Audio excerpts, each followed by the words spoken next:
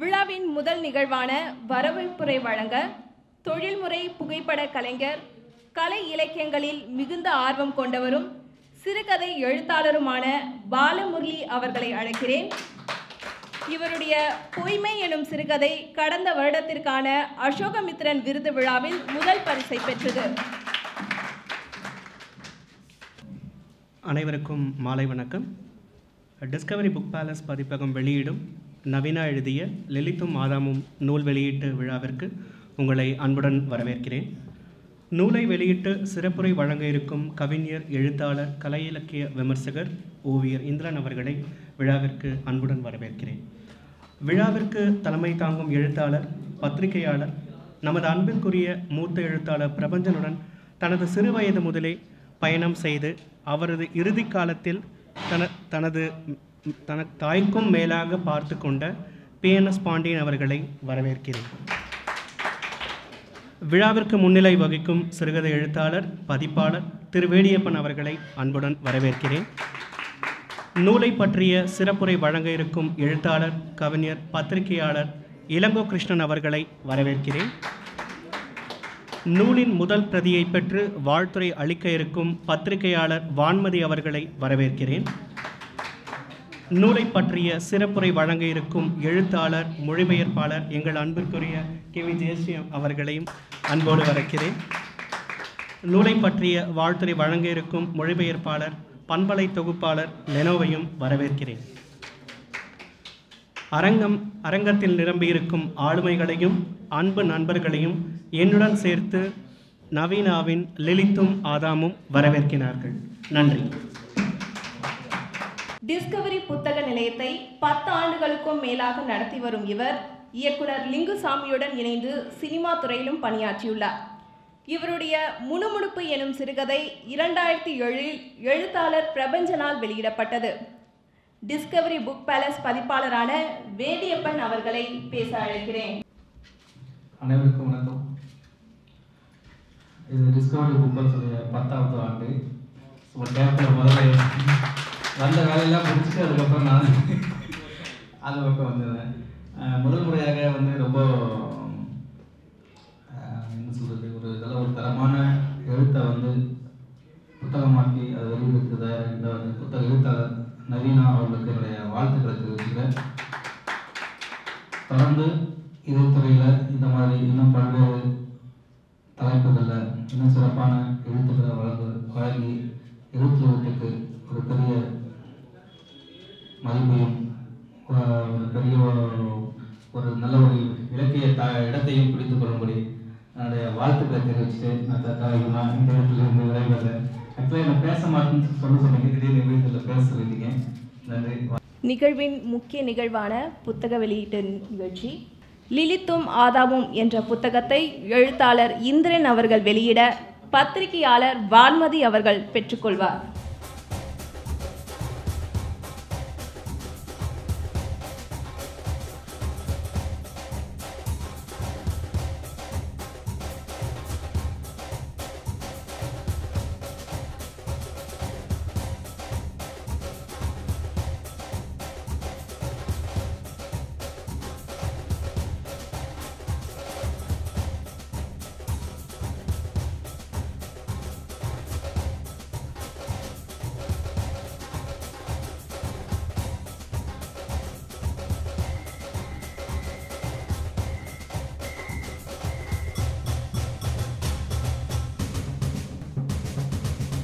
எனக்கு பெருசாக அறிமுகம் இல்லை. முகநூலில் நட்பு வட்டாரம், அவ்வளோதான். இப்போ இந்த ஈவெண்ட்காக அவங்க தொடர்பு கொண்டு பேசினாங்க. ஒரு பல வருஷம் நெருங்கிய ஒரு நட்பு இருந்தால் எப்படி இருக்கும், அந்த மாதிரி ரொம்ப எல்லாரும் நேசிக்கக்கூடிய ஒருத்தராக தான் நான் நவீனாவை பார்க்குறேன். நவீனாவை பற்றி ஏதாவது சுவாரஸ்யமான விஷயங்கள் அப்படின்னு கேள்விப்படும் போது அவங்க ஒரு புத்தக புழு அப்படின்னு என்ன சொன்னார். சிட்டி ரோப்பு எப்படி கடற்கடன்னு படிச்சுட்டு போவோமோ அந்த மாதிரி போயிட்டு வரத்துக்குள்ளே ஒரு 40 பக்கத்தை படிச்சுட்டேன் அப்படின்னு சொல்லுவாங்களாம். ரொம்ப ஃபேவரட்டான ஒரு டீச்சர் அவங்களோட காலேஜில். அப்படிப்பட்ட நவீனாவை ஏற்புரை வழங்க அழைக்கிறேன். முதலில் அனைவருக்கும் நன்றி.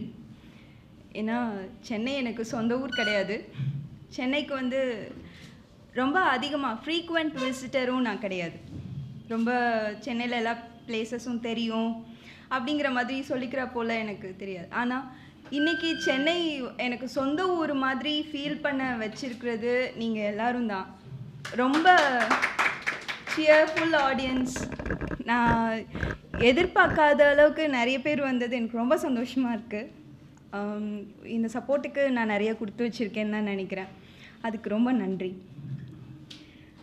முதல்ல நான் பேச ஆரம்பிக்கிறதுக்கு முன்னாடி ஒரு விஷயத்த என்னோட நண்பர்களுக்கு நான் முன்வைக்கணும்னு நினைக்கிறேன். எத்தனையோ வருஷமாக இருக்கிற ஒரு கருத்து, அதை நம்ம மாற்றிக்கணும். என்னென்னா, பெண்களுக்கு தேவை பாதுகாப்பு.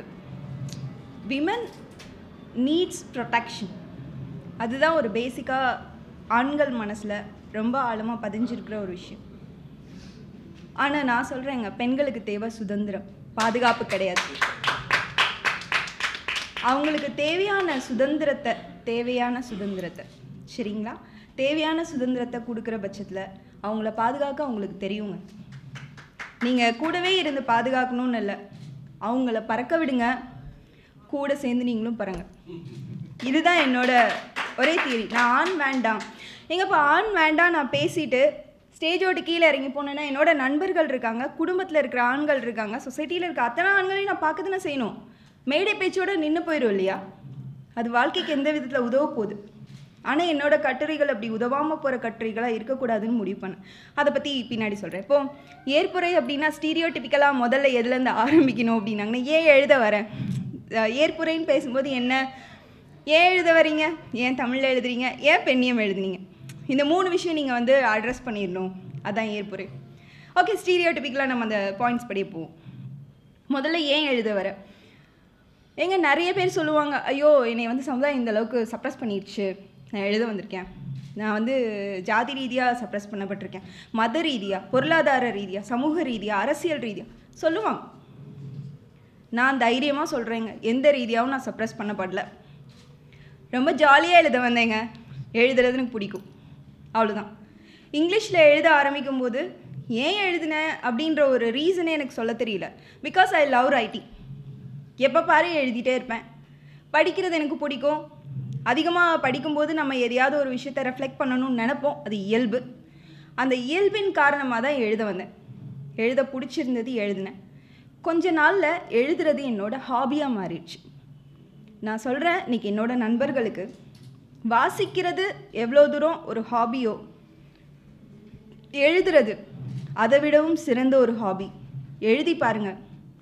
ஏன்னா உங்களோட எழுத்துக்களில் நீங்கள் யாராக இருக்கணும்னு நினைக்கிறீங்களோ அதுவாக இருக்கலாம். அதுக்கு எந்த தடையும் கிடையாது. யாரும் உங்களை பிடிச்சி நிப்பாட முடியாது. இப்படித்தான் இருக்கணும்னு உங்களுக்கு ஒரு வரையறையோ எல்லை கூட போட முடியாது. உங்கள் எழுத்தில் நீங்களே உங்களை புதுசாக உணர்வீங்க. ஸோ வாசிப்பு எப்படி எழுதுகிறாங்க, ஐயோ உங்கள் ரைட்டர் அப்படின்னு பார்க்குற தேவையில்லை. ஏன்னா வாசிக்கிறது எப்படி ஒரு ஹாபியோ, எழுதுறதோ அப்படிப்பட்ட ஹாபி தாங்க. எழுதுறது வந்து ஏன் எழுதுனேன் அப்படின்னு கேட்டால் எனக்கு நான் அந்த மாதிரி ஒரு பெரிய காரணம்லாம் சொல்ல தெரியல. இயல்பாக தான் எழுத வந்தேன். ரெண்டாவது, தமிழில் ஏன் எழுதினேன். இங்கிலீஷில் ஏன் எழுதினேன் அப்படின்னா, லிட்ரேச்சர் வந்து எனக்கு மில்டனோட போயட்ரி ஆகட்டும், ஷேக்ஸ்பியரோட சானட்ஸ் ஆகட்டும் ரொம்ப விரும்பி படிப்பேங்க. சில ஷேக்ஸ்பியரோட சானட் 116 எல்லாம் மனப்பாடமாக சொல்லிக்கிட்டே இருக்கிறது எனக்கு பிடிக்கும். எல்லோரும் கிண்டல் பண்ணுவாங்க, என் ஃப்ரெண்ட்ஸ்லாம், என் கூட இருக்க ஃப்ரெண்ட்ஸ்லாம், ஏன் உனக்கு என்ன லூஸா, ஏன் இப்படி நீ இதெல்லாம் மனப்பாடம் பண்ணி என்ன பண்ண போகிற, இது யாருக்கு யூஸ் ஆக போகுதுன்னு நினைக்கிறேன். அந்த எம்ஏ இங்கிலீஷ் படிக்கும்போதே என் கூட படித்தவங்கலாம் இது யாருக்கு யூஸ் ஆக போகுதுன்னு நினைக்கிற, தமிழ்நாட்டில் இங்கிலீஷை பற்றி நீ யார்கிட்ட போய் பேச போகிற, நமக்கு தேவை டிகிரியா, முடித்தோமா, அடுத்து ஒரு வேலையை பார்த்து போகணுமா, சம்பாதிச்சோமா, லைஃப்பில் செட்டில் ஆனோமா, முடிஞ்சு. தமிழ் லிட்ரேச்சர் படிக்கிறவங்களோ, தமிழ் சார்ந்த விஷயங்கள் படிக்கிறவங்களோ, வரலாறு இந்த மாதிரி மற்ற சப்ஜெக்ட்ஸ் இருக்கவங்களாவது இங்கே வந்து யூஸ் பண்ண போகிறாங்க. இங்கிலீஷ் படிக்கிற நம்ம என்ன பண்ண போகிறோம், ஸ்கூல் டீச்சராக கிராமர் சொல்லி கொடுக்க போகிறோம், இல்லை மிஞ்சி போனால் காலேஜ் டீச்சராக போயிட்டு கிளாஸில் பாடம் நடத்த போகிறோம். நம்ம சுற்றி இருக்கிற ஸ்டூடெண்ட்ஸ் நம்மளுக்கு எதிர்த்து கேள்வி கேட்கவே பயப்படுவான். கொஞ்ச நாளில் என்ன படிச்சிருக்குமோ அதை வச்சே இருக்க சர்வீஸில் ஓடிட்டு போகிறோம். இதுக்கு நீ ஏன் போட்டு இவ்வளோ மண்டையை உடச்சிட்ருக்க அப்படின்னு சொல்லிட்டு எல்லாம் கிண்டல் பண்ணுவாங்க. அந்த ஒரு விஷயம் என் மனசில் அடிப்படையாகவே இருந்தது. அப்போ ஆங்கில இலக்கியம் படித்தா நம்மளை சுற்றி இருக்கிற கான்டெம்பரரி சொசைட்டிக்கு, சமகால சூழ்நிலைக்கு எந்த விதத்துலையுமே உதவாதா? அப்போது இப்படி ஒரு இலக்கியத்தை நம்ம படித்து என்ன பண்ண போகிறோம் அப்படிங்கிற ஒரு கொஷின் மார்க்கோட பேட்ரி டவுனாக ஃபீல் பண்ண என்னோடய ஃப்ரெண்ட்ஸ் மத்தியில் இந்த ஆங்கில இலக்கியத்தை தமிழ் சூழலோட சேர்த்து சொல்லணுங்கிற ஒரு ஆசை எனக்கு இருந்ததுங்க. இந்த ஆசை இயற்கையாகவே ஆங்கிலம் படிக்கிறவங்களுக்கு வரக்கூடியது தான். எப்படி சேர்த்து எழுதுறதுன்னு தெரியாமல் நிறைய பேர் கடந்து போயிடுவாங்க. நான் எப்படி எழுதுறதுங்கிற ஒரு பாணி எனக்காக உருவாக்கிக்கிட்டேன். அதனால் நான் வந்து தமிழில் எழுத முடிஞ்சுதுன்னு சொல்லணும். உண்மையை சொல்லணுன்னா, நிறைய பேர் சொல்லுவாங்க, நீ தமிழில் படிச்சிருக்கியாமா, என்னம்மா எழுத போகிற, ஏமா கவிதையாக எழுதுகிற, ஏமா கட்டுரையாக எழுதுகிற, ஏமா சிறுகதையாக எல்லாத்துக்கும் விமர்சனம் இருக்குது. சரிங்களா? தமிழ் நாங்கள் நிறையா படிச்சிருக்கோம். கிளாசிக் டெக்ஸ்ட் எல்லாம் நாங்கள் வந்து கலிங்கத்து பரணியில் ஆரம்பிச்சு இது வரைக்கும் இப்படி படிச்சிருக்கோம். நீ வந்து இங்கிலீஷ் லிட்ரேச்சர் படிச்சுட்டு தமிழில் நம்ம எழுத வர எல்லா விமர்சனத்தையும் நானும் சந்தித்தேன். ஒவ்வொருத்தரும் ஒவ்வொரு மாதிரியான விமர்சனங்களை வச்சாங்க. உண்மையை சொல்லணுன்னா, கிட்டத்தட்ட 8 வருடங்களுக்கு நான் கால்குலேட் பண்ணி பார்த்தது, 8 வருடங்களுக்கு என்னால் தமிழ் எழுத்துக்களை எழுதக்கூடிய சூழல் கூட எனக்கு கிடைக்கலங்க. கிட்டத்தட்ட 8 வருடங்களுக்கு நான் ஃபுல்லாகவே ஆங்கிலம் தான் படித்தேன். தமிழ் என்னோட பிஏ இங்கிலீஷ் செகண்ட் செமஸ்டரோடு சரி, நான் தமிழ் எழுதவும் இல்லை, படிக்கவும் இல்லை. தமிழ் எழுத்துக்களை முதல்ல எழுத ஆரம்பிக்கிறதுக்கு நான் பட்ட கஷ்டம் ஒரு தனி. அது வந்து என்னோடய நண்பர்களுக்கு நல்லா தெரியும். தமிழ் எழுத வரல, ரொம்ப கஷ்டப்பட்டேன். தமிழ் தெரியும், அழுதேன். ஐயோ, நமக்கு தமிழ் நல்லா தெரியுமே, நம்ம தாய்மொழியாச்சே. எவ்வளோ சின்ன வயசுலேருந்து ஸ்கூல்லேருந்துலாம் படிச்சிருக்கோம். வீட்டில் எல்லாருமே ரொம்ப லேர்னட். ஸோ ஆரம்பத்துலேருந்தே என்ன பண்ணாங்கன்னா, நிறையா சொல்லி கொடுத்தாங்க. எல்லாம் மனப்பாடம். சின்ன வயசுலேருந்து அப்படி ஒரு போர்டு மாதிரி வச்சு எழுதி போட்டு எல்லாம் மனப்பாடம் தான். அவ்வளோ படித்தோமே, நம்மளால் தமிழ் எழுத முடியலையே, ரொம்ப கஷ்டப்பட்டேன். ஆனால் அதுக்கப்புறம் ஒரு 1 மந்த் இருக்கும், வந்துடுச்சு. அதுக்கப்புறமா தமிழ்லேருந்து ஒவ்வொரு படியாக முன்னேறி போனதை நானே ஃபீல் பண்ணேன். ஒரே ஒரு விஷயம் புரிஞ்சுக்கிட்டேங்க. அப்போது எத்தனை அயல் மொழியை கற்றுக்கிட்டாலும் நம்மளோட தாய்மொழியோட தொடர்பே இல்லாத சூழ்நிலையில் எத்தனை வருடங்கள் இருந்தாலும் சரி, நம்ம தாய்மொழி நம்ம அடி ஆழத்தில் இருக்கிறது என்றைக்குமே அழிஞ்சு போகாது. அது எந்த சூழலில் வேணாலும் வெளிக்கொண்டு வரலாம் அப்படிங்கிற பாயிண்ட்டை வந்து நான் ரொம்ப திடுக்கிட்ட ஒரு உண்மையாக தெரிஞ்சுக்கிட்டேன். என்ன அப்படியே தமிழில் எழுத ஆரம்பித்தது எல்லாமே ஆக்சிடென்டல் தான். ஏன்னா நான் நிறைய கதைகள் சொல்வேன். எனக்கு கதைகள் சொல்கிறது ரொம்ப பிடிக்கும். ஏன்னா ஆசிரியராக இருக்கும்போது, பேராசிரியராக இருக்கும்போது நம்ம என்ன தான் காலேஜில் பாடம் நடத்தினாலும் கூட பிஏ ஃபர்ஸ்ட் இயர் ஸ்டூடெண்ட்ஸ்க்கெல்லாம் போய் பாடம் நடத்தும் போது குட்டி பிள்ளைங்க தான் எல்லாமே இருக்கிறதுலே. குட்டீஸ் அவங்க தான். நான் போனோன்னே சொல்லுவேன், குட்டி பிள்ளைங்களா இருக்கீங்க. அவங்கள மேம் நாங்கள் காலேஜ் வந்துட்டோம் மேம் அப்படிவாங்க. இருந்தாலும் நான் வந்து குட்டி பிள்ளைங்களா ட்ரீட் பண்ணுவேன். அந்த எண்ணம் வந்து அவங்களுக்கு 3rd இயர் முடிக்கிற வரைக்கும் கூட இருக்கும். நான் என் ஃப்ரெண்ட்ஸ்க்கு என்ன பண்ணுவேன்னா, அடிக்கடி கதை சொல்லுவேன். சும்மா நடந்து போயிட்டுருக்கோம் அப்படின்னா ஒரு ஆங்கில இலக்கிய கதையை சொல்லிட்டு இருப்பேன். ஒரு இடத்துல சாப்பாடு சாப்பிட்டுட்டு இருக்கோம்னா அங்கே ஒரு ஷேக்ஸ்பியரை சொல்லிட்டு இருப்பேன். இந்த மாதிரி. அப்போ வந்து நண்பர் லெனோ தான் சஜஸ்ட் பண்ணார், ஏன் இதெல்லாம் இவ்வளோ கதை சொல்கிற, இவ்வளோ படிச்சிருக்க, ஏன் இதெல்லாம் வந்து தமிழில் எழுதக்கூடாது அப்படின்ட்டு. அப்போ எனக்கு உண்மையிலே தெரியல தமிழில் என்னால் இவ்வளோ எழுத முடியும்னு. நான் வந்து லெனோ கிட்ட சொன்னேன், லெனோ தமிழ் எழுத்து எழுதி எனக்கு 8 வருஷம் ஆகுது, நோட் புக் கொடு, நான் வேணா எழுதி காட்டுறேன், எனக்கு எழுத்து வராது. ஒரு மெசேஜ் கூட நான் தமிழில் டைப் பண்ணது இல்லைங்க. உண்மையாக என்கிட்ட தமிழில் டைப் பண்ணுற செலினம்ங்கிற ஒரு சாஃப்ட்வேர், ஒரு அப்ளிகேஷன் இருக்குது அப்படின்னு சொல்லிட்டு அந்த அப்ளிகேஷனை போட்டு கொடுத்து சொல்லி கொடுத்தது நண்பர் லெனோ தான். சொல்லி கொடுத்துட்டு அதுலேயே 2 பேத்துக்கு சண்டை வரும். எப்படி சண்டை வரும் அப்படின்னா, அவனுக்காட்டிலும் வேகமாக நான் டைப் பண்ணிடுவேன். அவன் இல்லை, இத்தனை வருஷமாக நான் யூஸ் பண்ணுறேன், எனக்கு வேகமாக வர மாட்டேங்குது, என்னை விட வேகமாக நீ டைப் பண்ணுற அப்படின்னு சொல்லிக்குவோம். ஸோ அந்த மாதிரி எல்லாமே நான் வந்து இப்போ ரீசண்டாக உனக்கு ஒரு விஷயம் வேணும்னு நினச்சிட்டு அது பழகணும், தெரிஞ்சுக்கணும் அப்படின்னு நினச்சிட்டா விடவே மாட்டேன். ராத்திரி ஆனாலும் கடைசி பேஜை படிக்காமல் தூங்க மாட்டேன். ஒரு இதை நான் வந்து சும்மா தற்பெருமையாக அப்படி சொல்லலை, இயல்பாகவே இந்த மாதிரியான பிடிவாத குணம் பெண்களுக்கு தேவை. நல்ல விஷயங்களுக்கான பிடிவாத குணம் பெண்களுக்கு தேவை. இன்றைக்கி வந்து அந்த மாதிரியான ஒரு குணம் தான் என்னை இந்த இடத்துல நிப்பாட்டியிருக்குன்னு நான் சொல்லுவேன். ஸோ அந்த மாதிரியான பிடிவாத குணம் பெண்களுக்கு தேவை. ஸோ அப்படி கற்றுக்கிட்டேன். அப்படியே ஒவ்வொரு விஷயமா கற்றுக்கிட்டு அப்படி எழுத ஆரம்பிச்சு ரொம்ப ஜாலியாக இருந்ததுங்க. அது உண்மையை சொல்லணும். எப்படின்னா நான் என்ன கட்டுரை எழுதினாலும் மின்னம்பலம் மாதிரி ஒரு காலம் பப்ளிஷ் பண்ணுற ஒரு நியூஸ் பேப்பரில் எழுதுறதுங்கிறது இட்ஸ் ஜாலி திங். நான் இது அவங்களுக்கு எழுதுகிற கடிதத்தில் கூட அந்த இமெயில்ஸில் கூட நான் மென்ஷன் பண்ணுவேன். ரொம்ப ஜாலி. ஒரு காலம் ரைட்டராக மின்னம்பலத்தில் இருக்கிறது மாதிரியான ஒரு ஜாலியான விஷயம் எதுவுமே இல்லை. என்ன கொடுங்க, அதில் எடிட்டிங்கே இருக்காது. அரவிந்தன் சாரையும் காமராஜ் சாரையும் வித்யா குமாரையும் பிரவீன் குமாரையும் நான் அந்த இடத்துல வந்து கண்டிப்பாக நினைவு கூறணும். ஏன்னா எனக்கு நான் எழுதுறதுக்கான ஸ்பேஸ் அவங்க கொடுத்தாங்க. அது ரொம்ப இம்பார்ட்டண்ட்டான ஒரு விஷயம். நான் எழுதினேன், அவங்களுக்கும் நம்பிக்கை கொடுக்குற மாதிரியான என் எழுத்துக்கள் இருந்ததில் எனக்கு ரொம்ப மகிழ்ச்சி. ஏன்னா ஆங்கில இலக்கியத்தை போய் என்ன பண்ண போகிறீங்க அப்படின்ற கொஷின் அவங்க ஆரம்பத்துலேயே வச்சுருந்தாங்க அப்படின்னா என்னால் கொண்டு போயிருக்க முடியாது. ஆனால் ஆங்கில இலக்கியத்தை வந்து முன் வச்சு பேசணும். அதுக்கப்புறமா பெண்ணியம் ஏன் எழுதுனீங்க அப்படின்னு. பெண்ணியம் எழுதினதுக்கு பெரிய காரணம்லாம் ஒன்றும் இல்லை. நான் ஒரு எஜுகேஷன் சம்மந்தமாக ஒரு கட்டுரை எழுதி அனுப்பியிருந்தேன். அனுப்புனப்போ வித்யா குமார்னு சொல்லிட்டு அங்கே மின்னம்பலத்தில் ஒர்க் பண்ணுறவங்க என்ன பண்ணாங்க அப்படின்னா, எங்களுக்கு சிறப்பு கட்டுரை தொடர் கொடுங்க அப்படின்னு கேட்டாங்க. அப்போது சரி என்ன ஏரியா எழுதலாம் அப்படின்றப்போ அவங்க சொன்னாங்க, இப்போது தாய்ப்பால் வாரம் இருக்குல்ல, ஸோ முதல் கட்டுரையாக ஒரு பெண்ணியம் சார்ந்த தாய்ப்பால் சார்ந்த அந்த மாதிரி ஏதாவது ஒரு கட்டுரை கூட எழுதுங்க அப்படின்னோடனே பெண்ணியம் சார்ந்து ஒரு 4 கட்டுரை எழுதி அனுப்பினேன். நல்லா இருக்குது அப்படின்னு சொன்னாங்க. அதுக்கப்புறம் அதையே ஒரு டாப்பிக்காக எடுத்து அப்படி எழுதலாம் அப்படின்றதான் முடிவு. ஏன்னா பேசிக்காக நான் வந்து பெண்ணியமில் பேசணும்னு நினச்ச விஷயம் என்ன அப்படின்னா, தற்காலத்தில் இருக்கிற பெரும்பாலான பெண்ணியவாதிகளோட கருத்துலேருந்து நான் ரொம்ப மாறுபட்டேன். ஏன்னா ஆம்பளையே வேண்டாம், ஆம்பளே தேவையில்லாத ஒரு சொசைட்டி, ஆம்பளைனாலே வந்து அடக்குமுறையை மட்டும்தான் கையாளுறாங்க, ஆம்பளை வந்து பெண்களை அடிமைப்படுத்துறதுக்காக மட்டும்தான் இருக்கிறாங்க, இந்த மாதிரியான ஒரு சீரியஸ் அப்டேட்ஸை மட்டும்தான் பெண்ணியவாதிகள் வந்து முன் வச்சிட்டு இருந்தாங்க. எனக்கு வந்து அதுலேருந்து கொஞ்சம் மாறுபட்ட கருத்து இருந்தது. ஸோ இந்த டாபிக் எனக்கு பிடிச்சிருந்தது.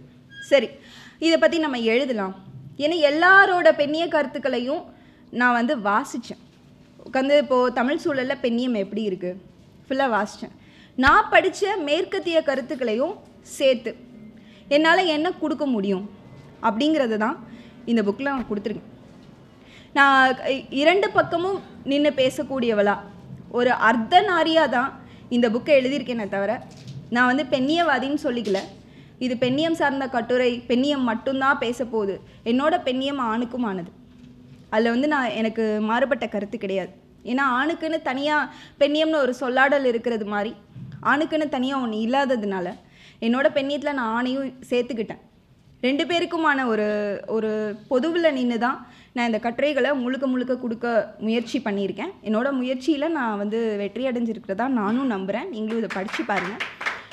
அதுக்கப்புறமா சமகால பிரச்சனைகளை பற்றி பேசணும். இப்போது எந்த கான்டெம்ப்ரரி ரைட்டிங் ஆகட்டும், இப்போது முந்தி காலத்தில் இருந்து சாசரோட பீரியட் எடுத்துக்கோங்க. இப்போ சாசர் மேலே வந்து ஒரு பெரிய குற்றச்சாட்டு வரும். ஏன்னா லண்டனில் நடந்து எவ்வளவோ பிரச்சனைகள் அவரோட எழுத்துக்களில் சொல்லவே இல்லை அப்படிம்பாங்க. ஸோ அந்த மாதிரி நிற்காமல் போயிடக்கூடாது. நம்ம எழுத்து என்ன பண்ணணும், இலக்கியத்தோடு சேர்த்து வாழ்வியலையும் சேர்த்து கொடுக்கணும் அப்படின்னு ஆசைப்பட்டேன். ஒரு சின்ன உதாரணம் சொல்கிறேங்க. நம்ம ஊர் பேரெல்லாம் விட்டுருவோம். ஏன்னா புரிதலுக்கு கொஞ்சம் ஈஸியாக இருக்கும். ஏன்னா ஃபாரினில் இருக்க ஊரோ ஃபாரினில் இருக்க பேரோ நமக்கு வந்து ஈஸியாக கேட்சியாக போகாது. ஸோ ஊர் பேரெல்லாம் விட்டுருவோம். ஃப்ரான்ஸில் நடந்த ஒரு கதை. அண்ணன் 2 பேர் இருப்பாங்க. ஒரு தங்கச்சி வந்து இளம் விதவை. அந்த பொண்ணு என்ன பண்ணுறா அப்படின்னா, இன்னொரு தாங்கிட்ட இருக்கிற ஒருத்தரை, தன்னோட வேலையால் ஒருத்தரை வந்து கல்யாணம் பண்ணிக்கணும் அப்படின்னு ஆசைப்பட்றான். அண்ணனுங்க 2 பேரும் அனுமதிக்கலன்னொடனே தெரியாமல் ரகசியமாக கல்யாணம் பண்ணிக்கிற அந்த பொண்ணு அண்ணனுக்கு தெரியாமலே 3 குழந்தைங்களும் பெற்றுடுறா. ஒரு கட்டத்தில் என்ன பண்ணுறாங்கன்னா, அண்ணனுங்க கண்டுபிடிச்சிட்டாங்கன்னு தெரிஞ்சோடனே கணவரை மட்டும் தப்பிச்சு அனுப்பிடுறா. இந்த பொண்ணு மாட்டிக்கிறா. இந்த பொண்ணு என்னென்ன சித்திரவதையெல்லாம் பண்ண முடியுமோ பண்ணி வந்து சாகடிக்கிறான். இப்படி ஒரு ஆங்கில கதை இருக்குது, டச்சஸ் ஆஃப் மால்ஃபி அப்படின்னு சொல்லிட்டு. இந்த ஆங்கில கதையை நான் எடுத்துக்கிட்டேன். எனக்கு ஃபஸ்ட்டு இருக்கிற களம் வந்து தற்கால சூழல். ஒரு தற்கால சூழலில் இருக்க பிரச்சனையை எடுத்து அதை ஒரு ஆங்கில கதையோடு இணைக்கணும். தற்கால சூழலாக நான் எடுத்துக்கிட்டது வந்து ஆணவ கொலைகள். அந்த ஆணவ கொலைக்கு ஒரு கதையை நான் தேடி கண்டுபிடிக்கணும். அப்படி கண்டுபிடிச்ச கதை தான் இந்த டச்சஸ் ஆஃப் மால்பி. இது ரெண்டையும் இணைச்சு எல்லா இடத்துலையும் பொண்ணுக்கு இதுதான் பிரச்சனை. இதை தாங்க நான் சொல்ல வந்திருக்கேன். ஸோ இப்போ பொண்ணுங்களுக்கு மட்டும் இல்லை, ஆணுக்கும். ஏன்னா ஆணவ கொலையால் பாதிக்கப்படுறது பொண்ணு மட்டும் கிடையாது, ஆணும் தான். ஸோ ரெண்டு பாலினத்துக்கும் எந்த மாதிரியான பிரச்சனைகள் வந்திருக்கு அப்படிங்கிறத பற்றி அட்ரஸ் பண்ணணும் அப்படின்னு நினச்சி தான் இந்த மாதிரியான பல கதைகளும் இந்த மாதிரியான பல கருத்துக்களும் கொண்ட புத்தகம் தான் இது. இதை வாங்கி வாசித்து பார்த்தீங்கன்னா இன்னும் உங்களுக்கு நான் எழுதியிருக்கிறதோட கருத்துக்கள் மேன்மையாக புரியும்னு நினைக்கிறேன். அப்புறம் எல்லாருக்கும் நன்றி சொல்ல வேண்டிய கடமை எனக்கு நிறையவே இருக்குது. இந்திரன் சார் அவர்களுக்கு அவங்க சொன்ன மாதிரி எனக்கு ஈவன் டைட்டிலில் கூட ரொம்ப போல்டாக எல்லா விஷயத்தையும் முடிவெடுக்கணுமா அப்படின்னு சொல்லிட்டு ஒரு ஹிண்ட் சொன்னது அந்த இந்திரன் சார். அதனால் அவருக்கு ரொம்ப நன்றி. அப்புறமா பிஎன்எஸ் பாண்டியன் அண்ணா அதுக்கு மேலே அண்ணாக்கு சொல்கிறதுக்கு நீங்கள் அண்ணா தான் அவருக்கும் மிக்க நன்றி. வேடியப்பன் அண்ணா அவர்களுக்கு, வேடியப்பன் அண்ணா சொல்லணுன்னா உங்களுக்கு திறமை இருக்குது அப்படின்னா எந்த விதத்துலேயும் அவர் ஒரு பேரியரே வைக்க மாட்டாங்க. நீங்கள் ஃப்ரீயாக ஃபீல் பண்ணக்கூடிய ஒரு பப்ளிஷர் அப்படின்னா நம்ம வேடியப்பன் அண்ணா தான். அதுக்கப்புறமா இளங்கோ கிருஷ்ணன் சார் வந்து நான் மென்ஷன் பண்ணி ஆகணும். ஏன்னா நான் பேசுகிற தியரிக்களை எல்லாம் என் கூட சேர்ந்து என் வேவ் லென்த்லேயே யோசிக்கிற ஒரு ஆள் வந்து இளங்கோ கிருஷ்ணன் சார். ரொம்ப பிடித்த ஒரு ஆளுமே, அவருக்கும் என்னோட நன்றி. அப்புறமா வான்மதி அக்கா அவங்க சொன்ன மாதிரி அயன் லேடி தான். எல்லா விஷயத்துலேயும் அக்கா வந்து முடிவு எடுத்துட்டா என்ன நடந்தாலும் சரி நிற்பாங்க. அந்த குணம் எனக்கு ரொம்ப பிடிக்கும். அந்த பிடிவாதம் எனக்கு ரொம்ப பிடிக்கும். நல்ல விதமான நல்ல விஷயங்களுக்கான பிடிவாதம் ரொம்ப பிடிக்கும். அப்புறம் ஜெயஸ்ரீ அம்மா அவங்க என்னோட பேரண்ட்ஸ் மாதிரி, அவங்களும் ஒரு டீச்சர் அப்படிங்கிறதுனாலேயே ஸ்பெஷலாக எனக்கு ரொம்ப பிடிக்கும் ஜெயஸ்ரீ அம்மாவை. அவங்களுக்கும் இவங்க எல்லாருக்குமே என்னோட நன்றி. அதுக்கப்புறமா என்னோட குடும்பம், என்னோட பெற்றோர், என்னோட குடும்பம் எல்லாருக்கும் நன்றி. நான் சின்ன வயசுலேருந்து அவங்க கொடுத்த அறிவு தான் என்னை இந்த அளவுக்கு வந்து நிப்பாட்டியிருக்கு. எல்லாருக்கும் நன்றி. கவர் டிசைன் பண்ண பிஆர் ராஜன் அவர்களை வந்து நான் ரொம்ப குறிப்பிட்டே ஆகும். ஒரு 4 லைனில் அவரால் இன்றைக்கி வர முடியல. அவர் கிறிஸ்மஸ் ஹாலிடேஸ்க்காக ஊருக்கு போயிருக்காரு. ரொம்ப ஒரு 4 லைனில் நான் வந்து ஜஸ்ட்டாக சொன்ன ஒரு விஷயத்தை அப்படி கேட்ச் பண்ணி எனக்கு ஒரு கவராக கொடுத்தாரு. அதில் ரொம்ப சந்தோஷம் எனக்கு. அப்புறம் பிளர்ப் பின்னட்டை கான பிளர்ப் எழுதி கொடுத்த இளங்கோ கிருஷ்ணன் சார் அவர்களுக்கும் சரவணன் சந்திரன் அவர்களுக்கும் நன்றி. அப்புறம் மின்னம்பலம் குழுமத்திற்கு என்னுடைய மனமார்ந்த நன்றிகள். வீடியோஸ் கொடுத்த ஸ்டாலின் சரவணன், உமாமோகன், பிருந்தா சாரதி, டி கதிர் குமரேசன் அனைவருக்கும் எனது மனமார்ந்த நன்றிகள். ஸ்கெட்சஸ் பண்ணி கொடுத்த சசி மாரிஸ்க்கு என்னுடைய நன்றி. வீடியோ எடிட்டிங் பண்ணி கொடுத்த நண்பர் ஜோஷ்வாக்கு என்னுடைய நன்றி. போஸ்டர் டிசைன் பண்ண அருமை நண்பர் பாலா தூங்கவே விடலை. பாலாக்கு எப்போ பார்த்தாலும் அப்டேட்ஸ் தான். பாலா இது இங்கே தூக்குங்க, இங்கே மாற்றுங்க, இங்கே வைங்க, இங்கே. பாலாக்கு மிக்க நன்றி. அப்புறம் ஈவெண்ட் மேனேஜ்மெண்ட்டுன்னு ஒன்று இருக்குது பார்த்தீங்களாங்க, எதுவுமே நான் பண்ணலைங்க. இன்றைக்கி காலையில் தான் வந்திருக்கேன். சென்னை எனக்கு சொந்த ஊரும் இல்லை பார்த்துக்கோங்க. இன்றைக்கி காலையில் வரணுன்னா இன்னும் ஒரு தைரியம் வேணும். அந்த தைரியத்தை கொடுத்தது நம்ம நண்பர் ஈவெண்ட் மேனேஜ்மெண்ட் இங்கே உட்காந்துருக்காரு பாருங்க. லெனோ தான். நான் சில சமயங்களில் கிவ் அப் பண்ணுற விஷயங்கள் கூட, இந்த வேலை ஆகாது இல்லைனோ நம்ம விட்டுருவோம், வேணால் வேறு ட்ரை பண்ணுவோம் அப்படின்னு சொன்னேன். இப்போ ஒரு எக்ஸாம்பிளுக்கு இந்த ஓவியங்கள் வரைகிறதுல ஒரு ஃபோட்டோ அனுப்பி அது நல்லா இல்லை, இன்னொரு ஃபோட்டோ இமீடியட்டாக வரணும். ஏன்னா அடுத்த நாள் காலையில் வந்து நாங்கள் போஸ்ட் போடணும். ஸோ இமீடியட்டாக வரணும். அந்த மாதிரி விஷயங்களுக்கெல்லாம் இது ஒத்து வராது மாதிரி தெரியுது. நம்ம ஃபோட்டோஸே போடுவான்ற நிலைமை கூட நான் வந்துட்டேன். ஆனால் லெனோ அதெல்லாம் இல்லை, அது எப்படி நான் பண்ணுறேன் அப்படின்னு சொல்லிட்டு ஒரு அந்த ஈவெண்ட் மேனேஜ்மெண்ட் எல்லாமே வந்து பார்த்தது நண்பர் லெனோ தான். அவருக்கு மிக்க நன்றி. எம்சி பண்ண டெல்ஃபின் இஸ் ஸோ ஸ்வீட். அவங்களுக்கு ரொம்ப ரொம்ப நன்றி. அப்புறம் என்னுடைய உற்ற நண்பர்கள் கரண் கார்கி அண்ணா, இளையராஜா, அபிராம், அப்புறம் ஷீபா எல்லாரும் வந்திருக்காங்க. மற்ற எல்லாருக்கும் என்னோட மனமார்ந்த நன்றிகள். நீங்கள் வந்ததுனால தான் இந்த விழா நிகழ்ந்திருக்கு, அதனால தான் சிறப்படைஞ்சிருக்கு. எல்லாருக்கும் ரொம்ப நன்றி. உண்மையிலேயே உணர்ச்சி பூர்வமாக சொல்கிறேன். மிக்க நன்றிங்க. ஒரு வழியாக விழாவோட நிகழ்வு முடிய போது. இந்த ஈவெண்ட் ஆரம்பிக்கிறது முன்னாடி பொதுவாக நிகழ்ச்சி தொகுப்பு அப்படின்னு போகும்போது எப்பொழுதுமே ஒரு பரபரப்பாக இருக்கும். நம்ம ஒருத்தவங்களுக்கு நிகழ்ச்சி தொகுத்து வழங்குறோன்னா அவங்களுக்கு அது சாட்டிஸ்ஃபைடாக இருக்கணும் அப்படின்ற ஒரு எண்ணம்லாம் இருக்கும். இங்கே ஆரம்பிக்கிற போதே வந்து நவீனா என்ன சொன்னாங்கன்னா, ரொம்ப கம்ஃபர்ட்டாக ஃபீல் பண்ணுங்கள், இல்லைனும் வந்து கலோக்கிலாக இருந்தால் போதும், ரொம்ப ஃபார்மலாக போவேனா அப்படின்னு ஒரு குடும்பம் மாதிரியே இருந்துச்சு எனக்கு ஆரம்பத்துலேருந்து. இது வந்து என்னோட குடும்ப உறுப்பினரோட ஒரு புத்தக நிகழ்வாக தான், புத்தக வெளியீட்டாக தான் நான் இதை பார்க்குறேன். அதை தொடர்ந்து இன்றைக்கி நான் இங்கே பார்க்கும்போது இங்கே கூட்டம் அதிகமாக இல்லை, ஆனால் இங்கே இருக்க மன நிறைவு இருக்குல்ல, ஒரு குடும்ப விழா, நம்மலாம் சேர்ந்து ஒரு குடும்பமாக, அது முகநூலாக இருக்கலாம், நண்பர்களாக இருக்கலாம், எப்படி பார்த்தாலும் இது நட்பு வட்டாரத்துக்குள்ளே இருக்கும் போது ரொம்ப சிறப்பான ஒரு நிகழ்வாக இன்றைக்கி நடந்திருக்கதா நான் நினைக்கிறேன். ஸோ தொடர்ந்து இந்த மாதிரி நிறைய புத்தகங்களை நீங்கள் எழுதணும், மற்றவங்க வராங்களோ இல்லையோ நாங்களாம் கண்டிப்பாக வருவோம் அப்படின்னு